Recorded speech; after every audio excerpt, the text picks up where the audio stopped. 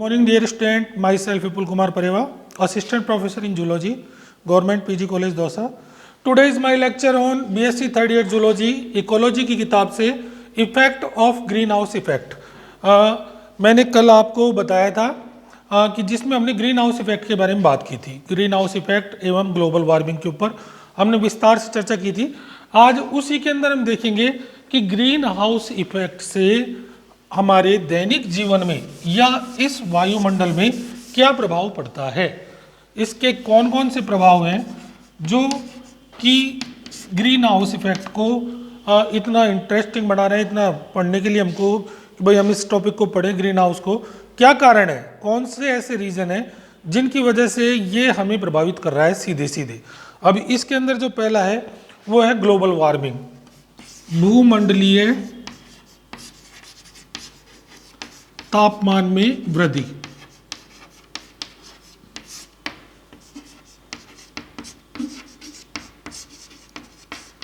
देखिए, मैंने कल भी आपको बताया था और वापस रिपीट कर रहा हूं इस चीज को कि जब ग्रीन हाउस इफेक्ट जो लागू होता है तो उसमें हमने बताया था कि ये हमारी अर्थ है। इस अर्थ के ऊपर जब ये कार्बन की एक लेयर सी बन जाती है, जो 6 गैसेज हमने कल बात की थी कि ये 6 गैस हमारे वायुमंडल के ऊपर एक लेयर सा बना देती है जो सूर्य के द्वारा आपतित किरणों को वापस पुनः अंतरिक्ष में जाने से रोकती है। फलस्वरूप जो पृथ्वी का तापमान है वो तापमान धीरे धीरे इंक्रीज हो रहा है। इसका जो टेम्परेचर है वो टेम्परेचर इंक्रीज हो रहा है। ये एक समस्या के रूप में निकल कर आती है जिसे भूमंडलीय तापमान कहते हैं। देखिए, मैं कह रहा हूं उद्विकास के हिसाब से सब कुछ नियत है। पृथ्वी का अपना एक निश्चित तापमान होता है। अब इस निश्चित तापमान को जो फ्लक्चुएट कर रहा है वो आपका ग्रीन हाउस इफेक्ट कर रहा है। जब कार्बन की लेयर जो आपके द्वारा कार्बन उत्सर्जित की जाती है, आपके जनित द्वारा की जाती है, आपके प्रक्रमों द्वारा की जाती है, आपके प्रदूषण की इकाइयों द्वारा की जाती है, वो कार्बन जब इस वातावरण के अंदर ऊपर आती है तो ये एक लेयर नुमा संरचना बना लेती है जिससे कि भूमंडलीय तापमान में अत्यधिक वृद्धि हो जाती है। हमारा जो तापमान धरती का निश्चित था वो निश्चित तापमान अपने स्तर को छोड़कर लगातार ऊपर की ओर बढ़ रहा है। कहने का मतलब है धीरे धीरे हमारी पृथ्वी गर्म हो रही है। सेकंड है बर्फ का पिघलना व समुद्र तल का बढ़ना। बर्फ का पिघलना, कल भी मैंने थोड़ा सा कहा था कि जब ग्लेशियर पिघलेंगे, बर्फ का पिघलना वह समुद्र तल का ऊपर उठना। हाँ, इसमें अब जो ध्यान देने वाली बात यह है कि जब अर्थ का तापमान बढ़ रहा है, पृथ्वी का तापमान लगातार बढ़ रहा है, इस बढ़े हुए तापमान के फलस्वरूप पृथ्वी पर जो ग्लेशियर है, जहाँ पर जैसे अंटार्कटिका है, आर्कटिका है, साइबेरिया है, ये ऐसी जगह हैं जहाँ पर बर्फ के विशाल पहाड़ होते हैं, ग्लेशियर होते हैं। इन ग्लेशियरों को जब यहाँ का टेम्परेचर बढ़ रहा है तो टेम्परेचर बढ़ने के फलस्वरूप ये ग्लेशियर पिघल कर समुद्र में चले जाएंगे। सी के अंदर ग्लेशियर पानी के रूप में पिघलेंगे और ये समुद्र के अंदर पहुंच जाएंगे।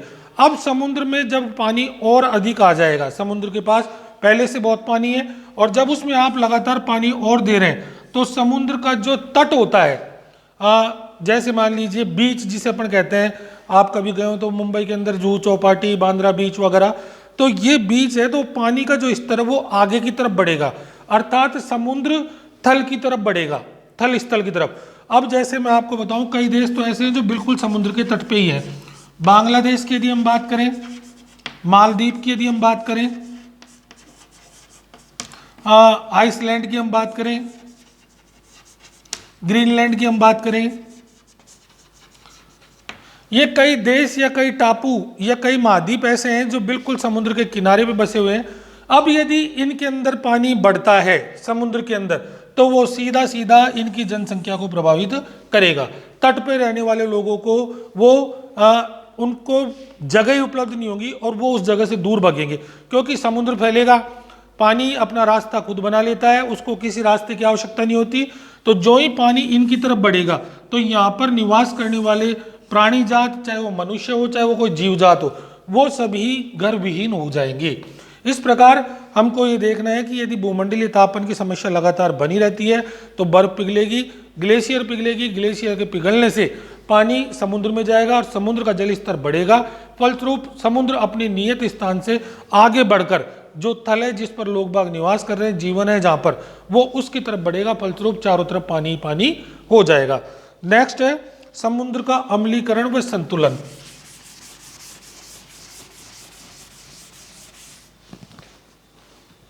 समुद्र का अम्लीकरण व संतुलन।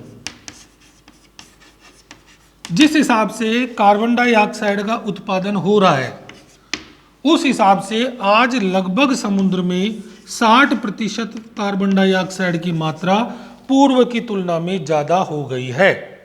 पहले जो कार्बन डाइऑक्साइड समुद्र में कम थी, वर्तमान संदर्भ में यदि हम देखें तो लगभग 60% कार्बन डाइऑक्साइड बढ़ चुकी है। कार्बन डाइऑक्साइड के बढ़ने से समुद्र के पानी की अम्लीयता बढ़ रही है।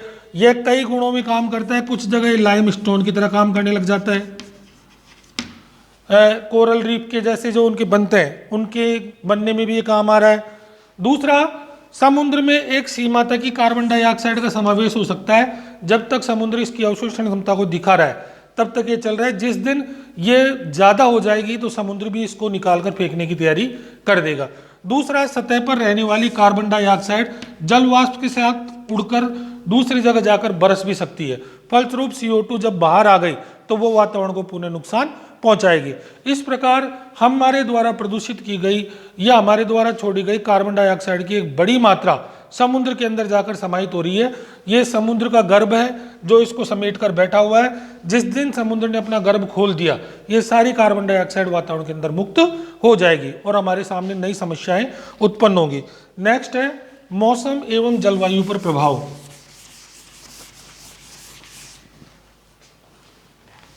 मौसम एवं जलवायु पर प्रभाव।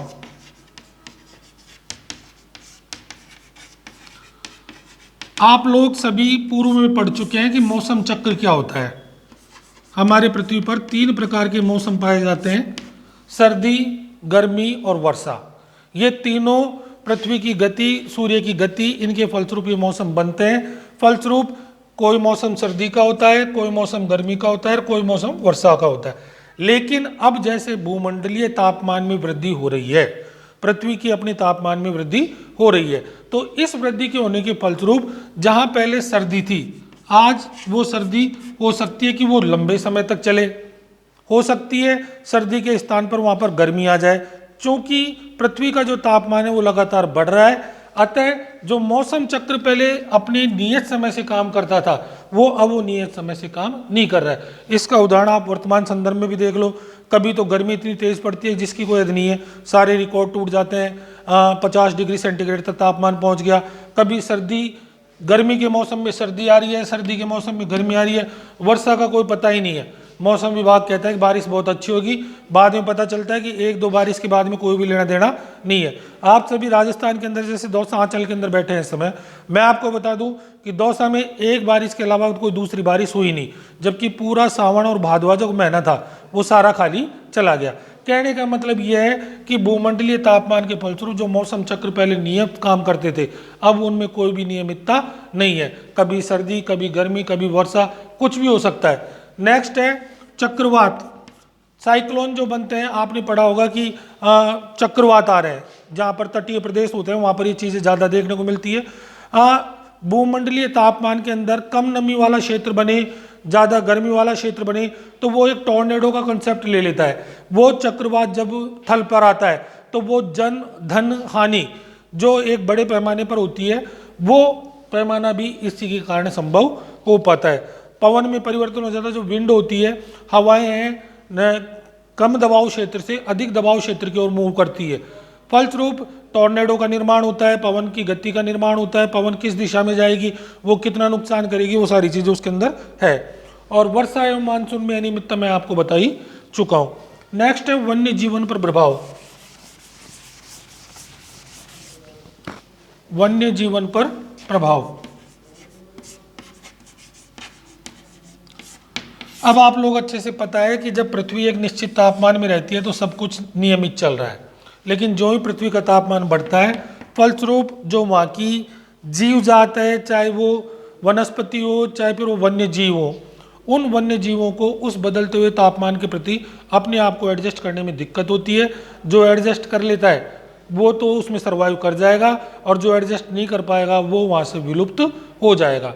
सब कुछ पृथ्वी का अपना एक तापमान है, वो तापमान उसके अकॉर्डिंग ही वहाँ के जीवजात होते हैं, वहाँ की फसल होती है, उनका भोजन है। लेकिन जो ही तापमान में लगातार वृद्धि होगी तो वो उस तापमान के अनुरूप अपने आप को सहन नहीं कर पाएंगे और वो इस सर्वाइव की श्रृंखला से बाहर चले जाएंगे। और इस पृथ्वी पर यदि ये क्रम ऐसे ही चलता रहा तो वो दिन दूर नहीं जब अच्छी अच्छी जातियां भी विलुप्ति के कगार पर पहुंच जाएंगी। एट द लास्ट है कीटों की संख्या में वृद्धि।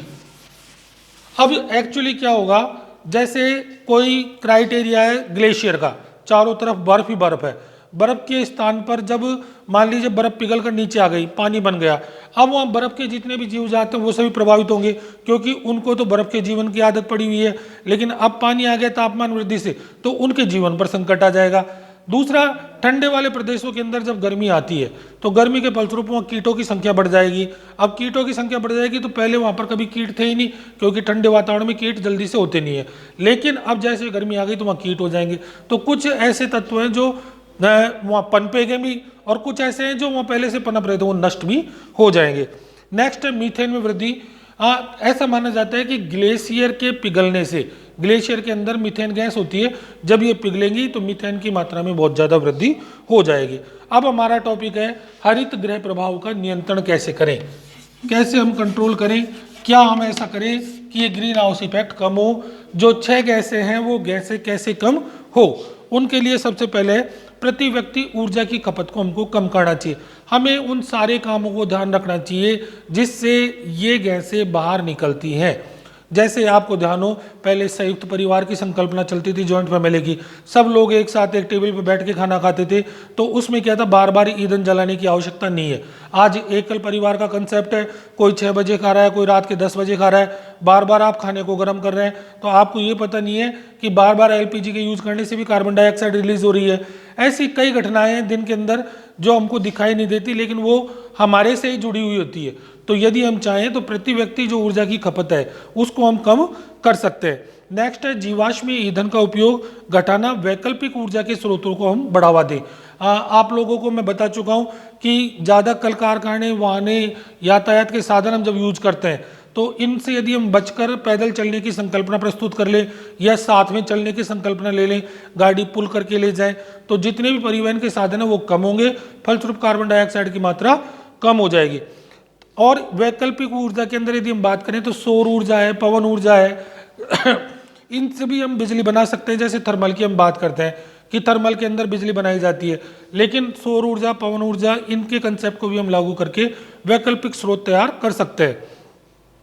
कार्बन को हम कम से कम यूज करें और थोड़ा पॉपुलेशन को भी कंट्रोल कर देगा। पॉपुलेशन तो आपको पता है, ये सारे समस्याओं की जड़ पॉपुलेशन है। यदि हमने जनसंख्या नियंत्रण कर ली तो ये सारे जो प्रदूषण है, ये सारे प्रदूषणों का लेवल बहुत कम हो जाएगा। और एक, हमें ज़्यादा से ज़्यादा वृक्षारोपण करना चाहिए। जो कार्बन की जो बाहर निकलने की क्षमता है, इसको पेड़ पौधे सोखेंगे, वो अपना भोजन बनाएंगे, फलस्वरूप कार्बन से हमको ऑक्सीजन भी पैदा हो जाएगी। एक इसी के अंदर प्रोटोकॉल है, Kyoto protocol. Kyoto protocol Japan के अंदर 1997 में 169 देशों ने मिलकर एक संधि पर साइन किया था, जिसे क्योटो प्रोटोकॉल भी कहते हैं। इस प्रोटोकॉल के अंतर्गत ये रखा गया था कि जो ये ग्रीन हाउसेज गैसेज हैं, 6 गैसेज जो हैं, इनका हम कम से कम उत्पादन करें और हमारे दैनिक जीवन में इनका हम कम से कम उपयोग करें। फलस्वरूप जो वातावरण के अंदर ये प्रदूषण फैल रहा है, जो ग्रीन हाउस इफेक्ट घटित हो रहा है, इस ग्रीन हाउस को हम कम से कम कंसिडर कर सके। इसको क्योटो प्रोटोकॉल कहते हैं। इस प्रकार आज के वीडियो में हमने देखा कि किस प्रकार से ग्रीन हाउस इफेक्ट के प्रभाव हमारे दैनिक जीवन में पड़ते हैं और इनको रोकथाम के लिए, इनके नियंत्रण के लिए हम क्या क्या कदम उठा सकते हैं। अगले वीडियो में हम नए टॉपिक पे बात करेंगे। Thank you very much.